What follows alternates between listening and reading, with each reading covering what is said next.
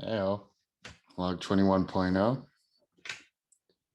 Time is 1:41 a.m. GMT, March 13th, 2021, Saturday. What to say about this week? Well, I already said it earlier today, to be honest, and that is that I think this was the best week in my career here at DG, or at least my favorite week. What I consider the best. Maybe it's just short-term memory bias, but to be honest, it was a good week. One of the best I can remember. I think maybe the best. In a lot of like deep-seated ways, right? So I'll explain. Well, first and foremost, we're approaching the end of the quarter, Q1. This is us entering the first cycle of renewals from those pilots we started this time last year. The first two that we closed in Q1 are now up for renewal. One, I just did a renewal annual review presentation and proposal earlier today, but I was saying this even before that review, which went well. So just added to my feelings about the week. But beyond that, and the fact that, some of these other renewals look like they'll go through too, and not just go through, but upsell as well. And not just upsell, but upsell significantly also. But that all aside, that's just should be BAU, business as usual. What was especially good about this week was product came through with analytics, right? Presentation on the analytics we will be integrating into our dashboard so that we have analytics in our own platform finally, which takes the pressure and the labor out of us having to create all this custom reporting for our customers in Zendesk constantly. And if not Zendesk, Salesforce also, which is even more of a struggle bus. And not just Salesforce, but like now Freshdesk too, which I have to learn how to do and did make some headway like this time last week. And some more headway earlier this week. And actually their reporting looks like it has some features about it that are even better than Zendesk and certainly Salesforce. But still, I mean, having to learn, I'm going to have to learn, I guess, Gorgias too, now that we integrate with that as well for one of these customers. And rather than have to learn countless fucking reporting tools across all these platforms, and who knows what other platforms eventually too, it's just best to have it in our platform like we should, as it should be, honestly. And on top of that, once we have that analytics in our platform, we can alert off of it too, which is huge because there will be times where, just very recently is what actually I think ultimately put our CTO, CEO, over the hump on finally getting this done. Was one of these customers that's up for renewal right now, the one that's sort of shaky. They were our first, and it's kind of shaky on if they'll renew too.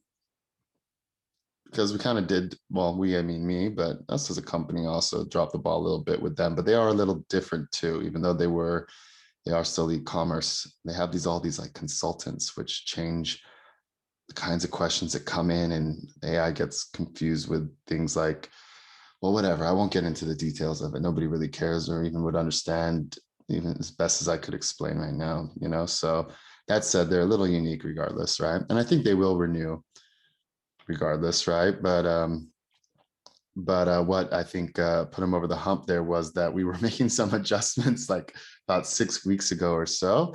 And when we were making some adjustments, the misconfiguration caused like us to like automate nothing for like a week, and nobody noticed.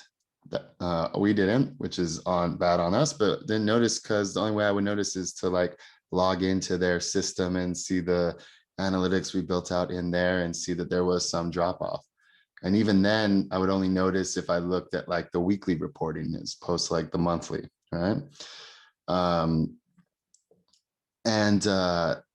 What's worse than us not noticing is maybe is that they didn't notice either, right? So at a whole week without automating, they didn't notice. They're approaching the renewal. How can you go and say, like, we've been down for a week, and they're like, then they realize they didn't even notice. So how much does it even matter to them to renew, That sort of like level of like fumble, So coming off of that, I think we even talked about this about like a couple hours ago too, is that was what put him over the edge. And on top of that too, is he himself said in years past didn't prioritize analytics because if there's no value, if we're not driving any value via the core product, what's the point in building a layer of analytics on top of it to show that we aren't, to reinforce that we aren't? And the focus should really be on building the core product that'll drive value, and analytics can be layered on top of that value, and be generating value to fucking report on, right? And we're definitely there. We've turned that corner, with this like e-commerce push and these pilots and this focus, and where the product's at recently in the last like year. We're definitely showing value. It's not a question now of is there value to what we offer or do for our customers. The question now is, can we scale, right? And can we not drop the ball, basically? So, in the past, the question was, do we even have a product worth shit? Now it's more, how do we roll it out right? Not fumble, like deployments or things like this, where misconfiguration can cause like the loss of automation for like a week, which ultimately costs us because that eats into any ROI, right? And it's just amateurish, right? At the end of the day, we can't even, unless I look like manually, can't even know when we're not automating. But now we're turning that corner. So that was a big thing this week that product presented on. And the last couple of weeks, they've been looking at like vendors to white label, looked at like Looker.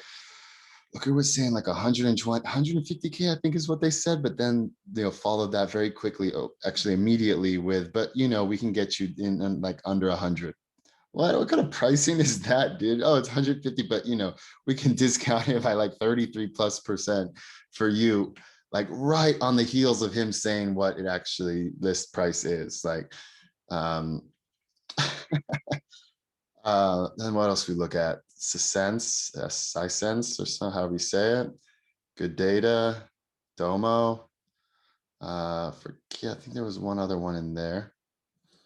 But I'm just glad products, did the evaluation, made the decision. Now it's just a matter of getting integrated into our product. And customers are like actually over the moon about it, because it's a struggle for them too with reporting. Like this reporting that we now have, or like I can like have like a demo environment of, is just so much cleaner, B, easier, C, just better than any other reporting our customers currently have. And it's a struggle for them to build out reporting too. I mean, this is a real value add to our product, that not only will it enable us to give customers an easy way to report on our performance, as well as ourselves, be a way in which we can alert off of any kind of anomalies, right?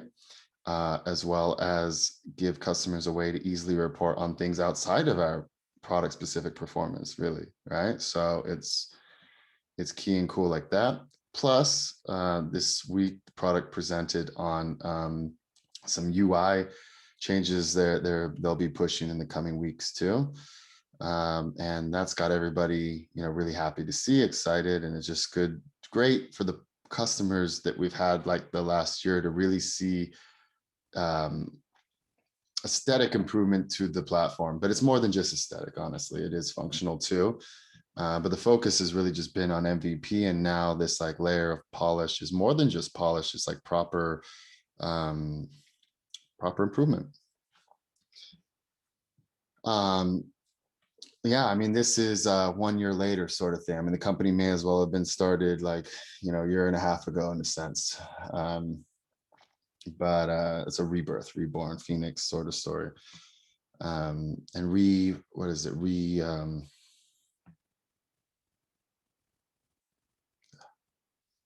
I mean, rebirth, but if I'm lost for what the actual word I'm looking for is here, but Mont Just, I think, is the French phrase for it, just the right word, But so that was big, and I was actually especially happy because the way we got product to present to the team was driven by me, honestly, because I've been doing this like customer status call like every other week, or it hasn't happened every other week, but it's scheduled for every other week, and it, get moved a little bit here and there. And I was tired of me just presenting on the the status of the customers. I was happy to do so, but I also wanted to hear, from sales, right? Like, what's the messaging they're going out with? What's working? Like, what's the connect ratio? What are they hearing from prospects? What's working or not working? Um, what they're doing, right? And then, of course, more importantly, actually, hear from product. Like, product, can you do what I'm doing here too? And let's have sales also, right? Let's do a rotating department update, right? And that way, instead of me doing this customer status call every other week, I can just do it every third week, and in between we can have other teams, giving the rest of us updates also. So it was good to see that, even though I was very not tuned in for like 52 minutes of it, because there's something else I just had to get done, but I recorded it and we'll listen to it later, because he was actually walking through like the reporting and how it works, and I'll want to review. But that had me feeling great, right? That's like win behind my sales, especially as a CSM, what the product's doing, improving, and to be able to show that eventually to customers, and shortly too, right, is huge. On top of that, and this I think is really the more so than just the kicker, it's actually probably the like key thing that got me feeling good about this week. Actually, it's all a combination of things, no one thing, but this is a big thing, is that this new hire, it's her second week. She's, again, so far so good. Her and the T and S, they're getting along together. They're actually, S is helping onboard T, which helps me. And they just seem to be gelling, and we are as a team too. And I get to be the boss, and it's like a week ago, 2 weeks ago, I was saying, or last week, I think I was saying it's almost like an ill-fitting suit, but this week, like, I don't know, I was feeling it. I was feeling being the boss, I guess, but yes. Partially because I was, turning it on for all these reviews, right? And second of all, because we're in crunch time, and always kind of pull through in crunch time too.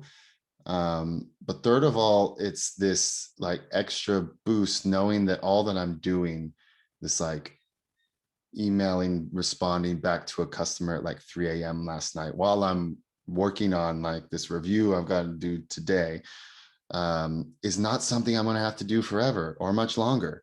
And knowing that there's like a finish line to this, in a sense, gives me more energy, right? It's almost like, I see the finish line and I can like, okay, let's power through, sprint through this to the end where I can finally hand this over to someone else so I can have a life again.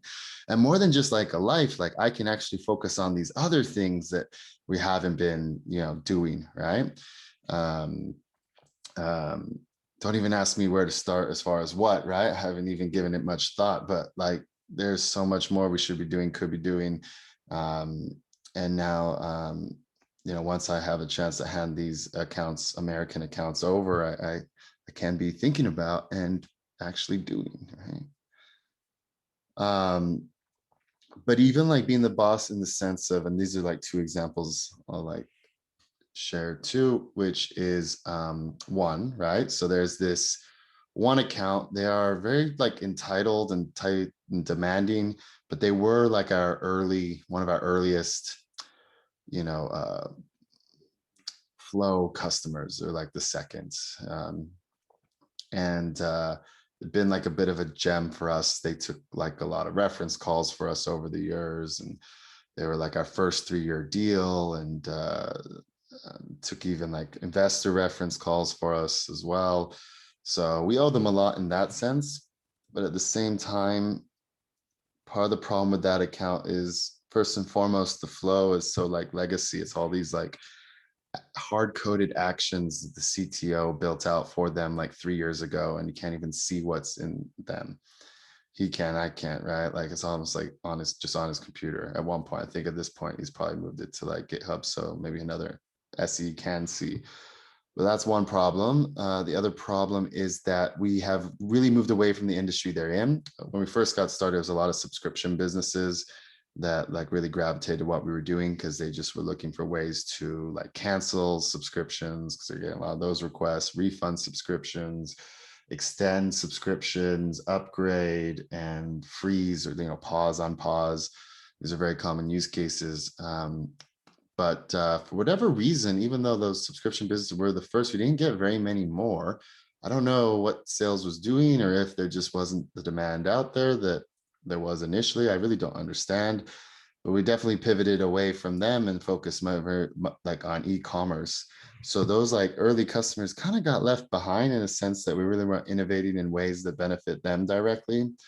Um, yeah, the types of intents we were creating were around where is my order? And these like, subscription-based businesses, there's no shipments to be, writing and asking about where it's at. So there's that. But so that account, right? It's funny. This is the one account where it has all three CSM's name on it, mine, S's and T's, right?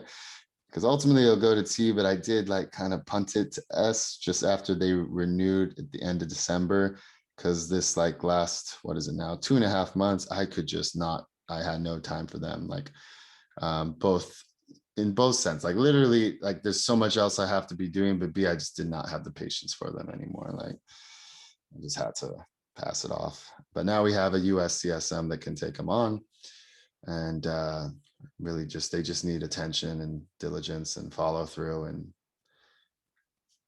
And this is the example I'm going to share. So coming out of that call, I told the new girl, hey, what you should do is create this like follow-ups tab that we have for a lot of our other customers, but not them for whatever reason. I never created this follow-ups tab in this like shared documentation we have with them with all like this various different information. But I never did, S never did. And then most of the rest of our other customers do because I did it for them and kind of reinforced that with S to do too. But for whatever reason, this one customer just never did it. They don't have it. And I told her, do it. They'll be really happy to see that and a chance to make a good impression. And show them how you're better than me and S already, right? Day one. Show them how you're better than me and S day one. I keep in mind, I had this customer for like 3 years, right? And I did not like 2.5 years, 6 months in, I think they passed on to me, but from another CSM or something. Yeah. But, and then the email just came through. That was like yesterday. And the email just came through from the customer. Agree.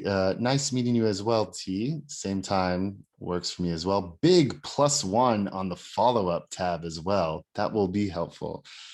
So I love it, right? Because I told her to do it. Maybe she would have done it with or without me telling. I'm not taking credit for her having done it necessarily, but just like the discrete, like back channel kind of conversation we had about it'll be a chance for you to show, how much better you are than me, right?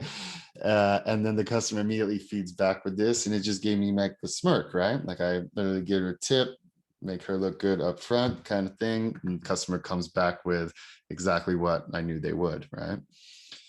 So that's one thing, like being the boss in that sense, right? Of like like building up or setting my employees up to succeed sort of thing, right? Then another thing fucking comes through today, and it's this goddamn other US customer. Something's up with like the Google Sheet and the dates. And I think what he's happening, I've seen this with them before. I think what's happening is for whatever reason, when he's uploading the Microsoft Excel doc into Google Sheets, it's like misformatting the dates or something. I don't know, right? But he keeps CCing me on the emails to S about it. S is now responsible for the account and has been for a little bit already, right? Since like November now, and whatever, they're going back and forth about the date not being right, and she's getting frustrated. They're obviously frustrated too. But at the end of the day, like we're integrated with this Google Sheet for them, and we're pulling the dates from that Google Sheet into these responses we send. And it's like, dude, if the dates aren't right, figure it the fuck out, bro. It's not on us to figure out for you. Like, obviously, you're And the dates, I guess, when you're exporting them from your system, they're different formats. So then when I upload, I don't know, right? I'll have to look into it with her on Monday, what the hell is actually happening here. But he ends up sending an email, I kid you not, at 11:42 p.m. our time.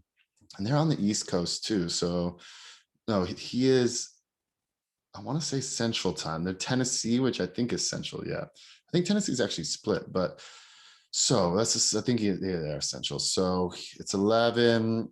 What is Central? East is 5 hours behind us. That'd be 6:42, 5:42. So he writes us 5:42 on Friday. Again, CC's me. Due to the date issue, would you please disable the automation until we get the dates fixed? I see this and I respond, oh, good. I respond in less than an hour, right? So he 11:42, he sends this, and at 12:39, 3 minutes to spare, under an hour response time, even it's Saturday our time, right? I say, as always, you can disable flow by deactivating the master flow trigger as such. And I link to the master flow trigger and I share a screenshot so that he can see as such, right? With the arrow, annotated arrow to where he can do so himself. And I've told him this many a time. I mean, this is, but at this point, we have like 40 customers and I think 30 of them I have at some point owned, right? So at this point, I basically know all of our customers. And even those I haven't owned, like earlier this week, I did the proposal for, like S did the performance review. And then at the end, I pitch what we're going to try and charge them, sort of thing, right? And did the like calculations on what the ROI would be and what the ROI was, et cetera. So anyways, let me recap from the beginning. So hi, Jose. As always, you can disable flow by deactivating the master flow trigger as such. Screenshot with annotated arrow showing what he can. I've gone ahead and done so for you this time, but please do not put the onus on Sally to do what you can do yourself.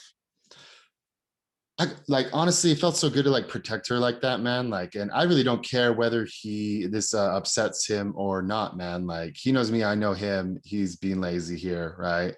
Like, what the fuck, man? I know damn well that I've told you, shown you countless times how you can, what your emergency kill switch is, right? Don't put the onus on us.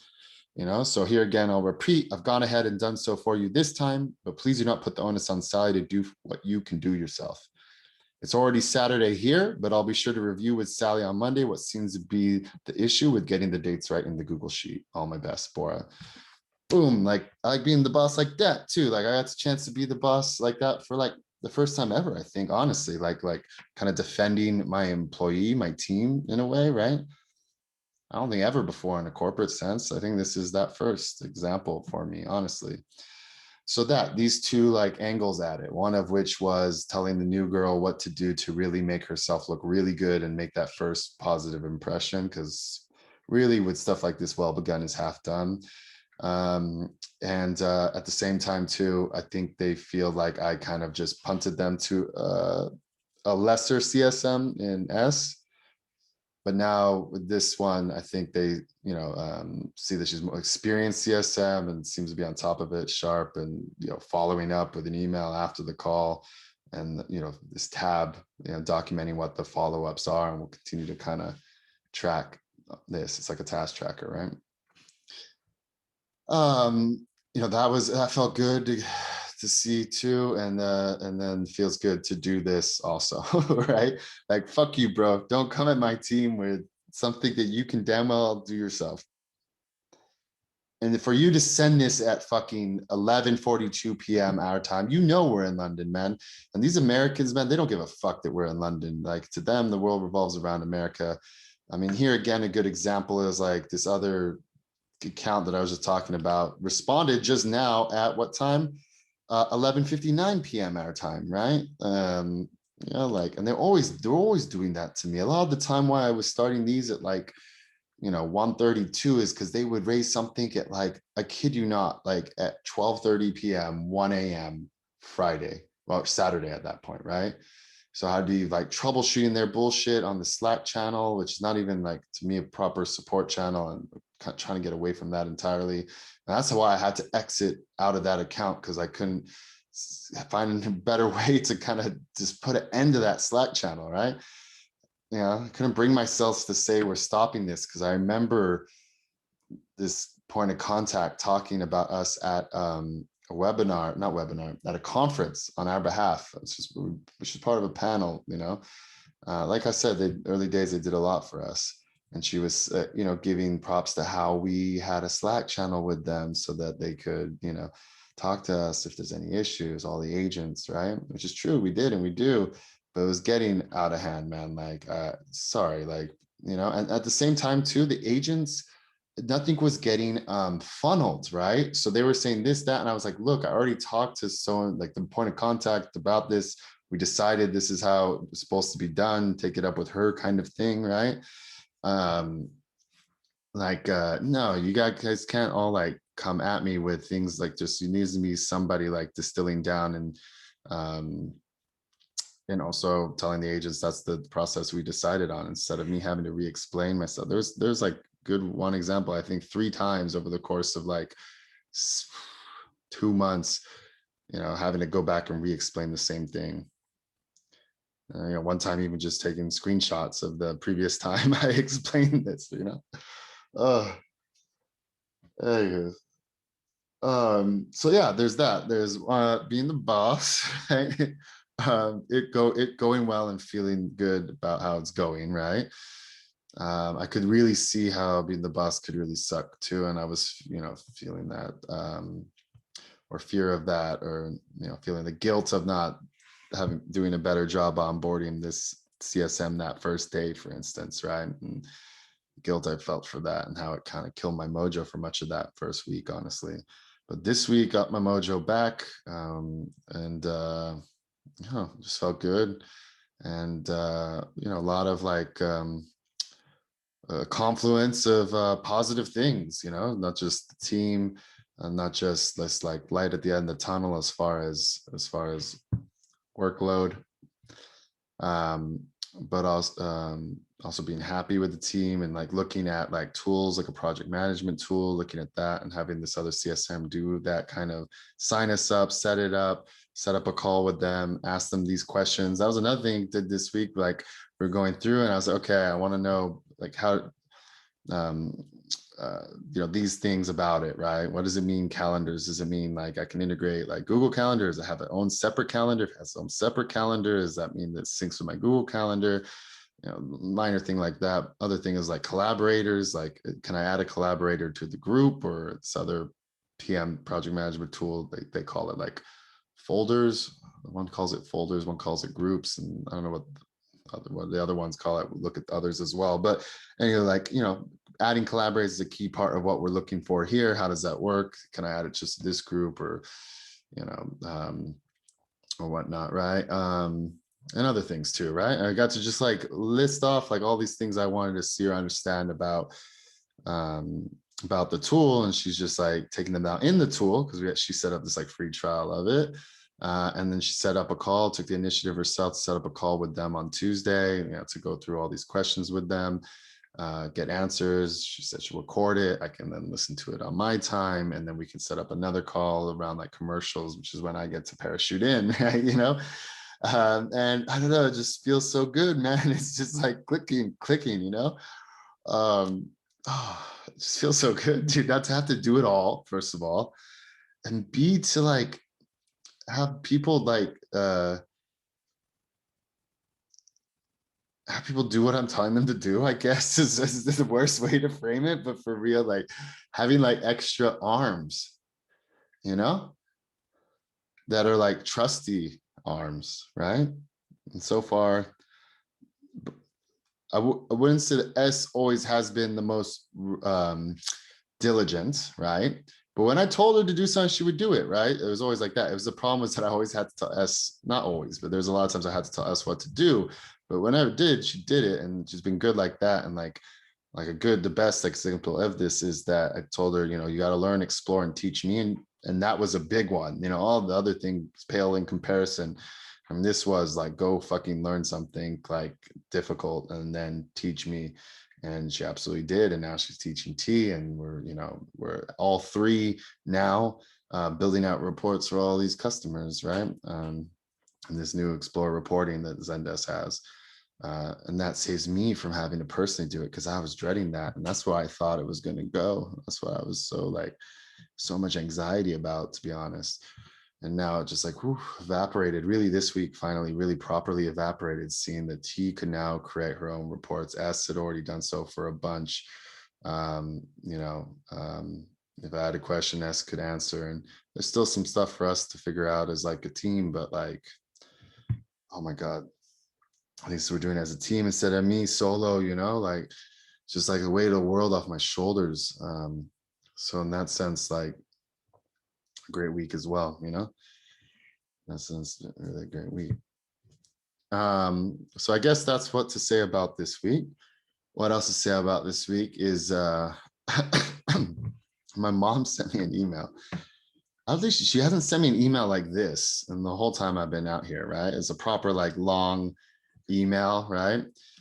And it's like such a miserable email, dude. Like, I don't know. It's not that she's miserable necessarily. It's just she's recounting like kind of what life is like out there. And like, you know, one of her friends has lost like feeling in her arm, right? You know, the blah, blah, something else, you know, this kind of thing, right? It's just like, oh, so, you know, it's like, it's so, how do I say? Like, let me just read, I guess. I don't want to read her email. That's not fair, but like, uh, I don't know. It's I just read it. I just kind of like chuckled, you know, but I need to, you know, properly respond here. But I was thinking I should probably just tell her about these. She doesn't even know about this. I'm sure she'd like to listen. So, hey, mom, I'll tell you about this now after this one. Save me having to write an email, I guess, but I will eventually, maybe if I don't forget. There's always those times I tell myself I will, and then enough time goes back and gets forgotten. But um, uh, and really, I just want her to come around to coming home, and by home I mean the UK. I mean that's her home, and I think she'll get there. I think she'll get here, but I mean, that's what my takeaway from this email was, is that America sucks for her now, especially. I mean, it's just her now, you know, no Nick. Mm. And yeah, what else to say about this week?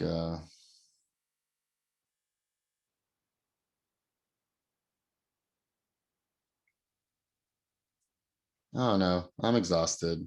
Like especially exhausted. I do not sleep well throughout the week, and whether I sleep well or not, like it's I don't think it's so much that I don't sleep well. Sometimes it is that, but a lot of it's just that I just don't get to sleep.